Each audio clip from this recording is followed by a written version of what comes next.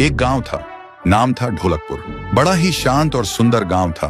लोग हमेशा खुशी से झूमते थे क्योंकि उस गांव में रहता था महाराज रायस्टार, जो अपने गांव के लिए एक शेर था जो कभी अपने लोगों के साथ गलत होने नहीं देता था। लेकिन उस गांव में छुपा था एक डरावना राज, एक राज जो सबके दिल में था पर जुबान पे नहीं। गांव के बीच एक सूखा हुआ पेड़ था जिसे लोग कहते थे श्रापित पेड़। ना कोई उसके पास जाता, ना कोई उससे आंख मिलाता। हर पूर्णिमा के अगले दिन उस पेड़ के नीचे एक लाश मिलती थी। लोग कहते रात में कोई आता है और लाश छोड़ जाता है, लेकिन कभी किसी ने कुछ देखा नहीं और देखता भी कैसे। जो देखता वो अगले दिन पेड़ के नीचे होता था। एक दिन रायस्टार ने ठान लिया, बस अब और नहीं, इस राज का अंत मैं ही करूंगा, क्योंकि ढोलकपुर का नाम मिट्टी में मिल रहा था। फिर एक पूर्णिमा की रात रायस्टार चुपके से जाकर पेड़ के पास बैठ गया। रात के 2 बजे एक आवाज आई, ठुंग ठुंग ठुंग ठुंग ठुंग ठुंग ठुंग ठुंग ठुंग सहूर।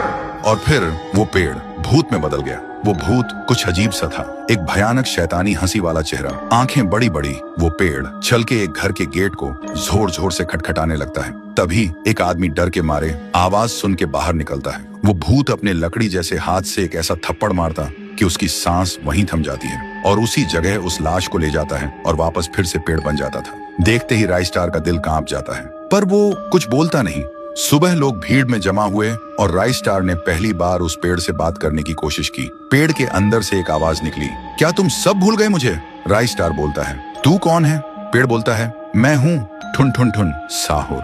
एक वक्त था जब मैं भी इस गांव का एक प्यारा सा बच्चा था, लेकिन 100 साल पहले मुझे इसी पेड़ से रस्सी बांधकर उल्टा लटका दिया गया, गांव वालों की आंखों के सामने, और मेरी मौत को तमाशा बना दिया गया, सिर्फ इसलिए क्योंकि मैंने एक राज देख लिया था जो लोग छुपाना चाहते थे।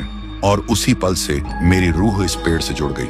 उस दिन से मैं इंसान नहीं, एक सज्जा बन गया, और हर पूर्णिमा में एक राजदार को चुनता हूँ और फिर उसे उसकी खामोशी का हिसाब देता हूँ। रायस्टार बोलता है, लेकिन अब तो वो लोग मर चुके हैं ना जो तेरा कसूरवार थे। अब तू मासूम लोगों को क्यों मार रहा है? पेड़ कुछ देर चुप रहता है, फिर बोलता है, ठीक है, बस एक बार मुझे याद करो, एक दिया जला दो, फिर मैं कभी किसी को नहीं मारूंगा। फिर रात में सब लोग आते हैं, एक एक दिया जलाते हैं, और तभी पेड़ अपने आप से आग पकड़ लेता है और आखिर में मुक्ति मिलती ठुन ठुन ठुन साहुर को। उस दिन के बाद गांव में कभी कोई लाश नहीं मिली। हर पूर्णिमा में लोग एक दिया जलाकर उसकी यादों को जिंदा रखते हैं, क्योंकि अगर भूल गए तो सपने में एक आवाज सुनाई देती थी, ठुंग ठुंग ठुंग ठुंग ठुंग ठुंग ठुंग ठुंग ठुंग सहूर।